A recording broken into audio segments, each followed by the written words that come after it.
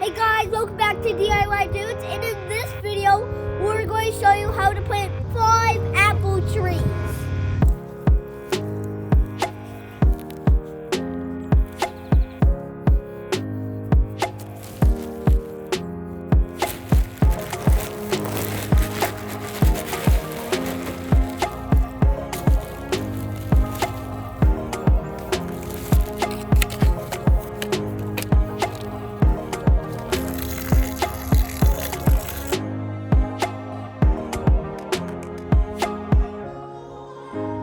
So we actually purchased 5 apple trees. We got 3 Honeycrisp. I love Honeycrisp. And 2 Macintosh. The reason I did that is because I wanted to get a good variety of trees to cross-pollinate with each other. As these things grow and when they're actually ready to start producing some fruit, you need a variety of different trees in order for them to cross-pollinate to actually produce fruit. In addition to the 5 trees I have here, I actually have a big crabapple tree in the yard too, not too far away. And the good mixture of those few different types of pollen is really going to give these things the boost they need to produce some fruit.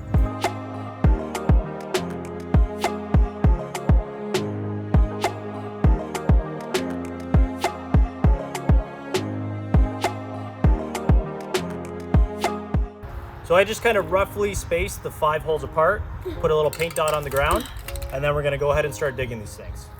Got my trusty helper here, Jacob, already starting to break ground, and I'm going to help him do the rest. Okay.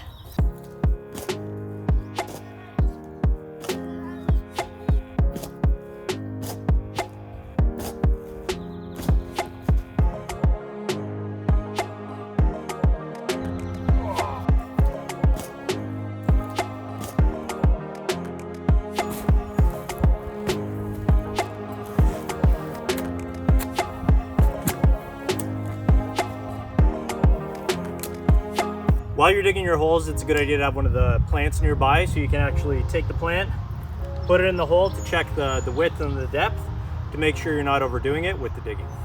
This one's not too bad. I'm just going to clean up the edges a little bit and go slightly deeper in the bottom. Should be good to go. Once we have the holes dug, we're going to need to fill in the voids around the root ball of the plant. In order to do that, I'm going to use this triple mix soil. So this is a very high quality gardening soil I got from my local gardening center. And it's really going to give the trees that boost they need to kind of take off right out of the gate. After they're planted fully in the ground, the next thing you need to do is mulch the top. So the idea behind the mulch is really this is just wood chips, but this stuff is going to really hold in the moisture in the soil, and it's going to keep the roots of the plant nice and cool. The 2 of these used together are going to make sure your plants do well. We're on to the last step, putting the plant in the hole. Good job, Jacob. First thing we want to do is we got to get it out from the pot. Yeah, that's what I'm trying. So you want to do this without destroying the stem. There you go. There. Hold on, Jay. And then before you put it in the hole, depending on the age of the plant, you want to kind of break up the root ball a little bit. So the idea behind this is you're breaking the existing roots, and that'll stimulate new growth into the soil around it. Like that?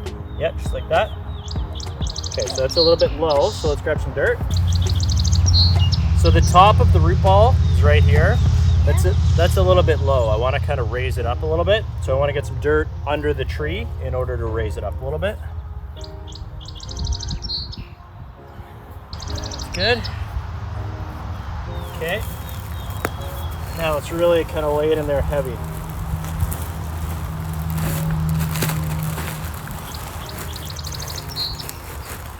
So fill in the soil all around the perimeter of the root ball. You got to make sure you fill all of the voids and really kind of work in the soil. Pack it in nice and tight. You got it there, Jay? Yep. So it's very important that you don't cover up the base of the stem because that'll actually choke out the plant over time. It'll stimulate a lot of fungal growth and rot, and the tree will eventually die. So just make sure the top of the root ball is still exposed. Even leave it slightly low if you have to. And then we've got a nice good base packed in here. And now I'm gonna line the top of this guy with a little bit of mulch. Jay, can you grab the bag of mulch?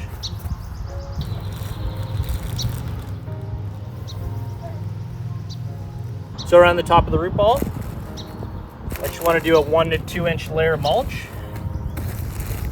throw it on there. This looks good. Yeah, a nice thick layer, but again, you still don't want to cover up that stem. Make sure you leave this area free. So this mulch is going to keep the soil nice and cool. It's going to retain a lot of the moisture. Yeah. It is crazy hot right now. And it's going to help keep the weeds off of it a little bit.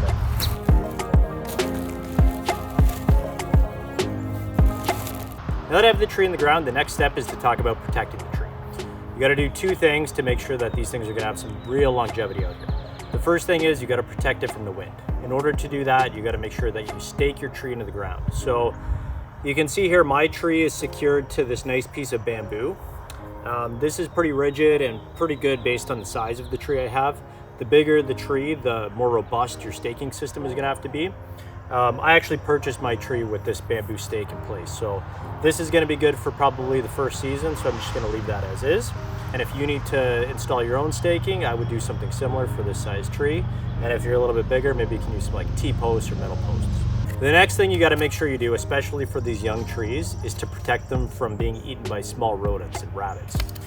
In order to do that, you're going to need some plastic tubing. So I have some 4-inch tubing.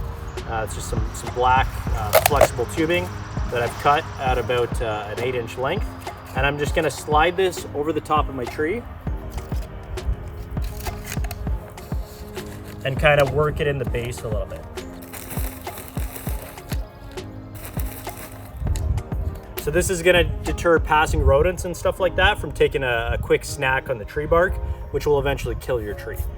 So for the first growing season, it's very important that you water these guys every single day. They demand a lot of water, especially if you want to see fruit in a couple of years.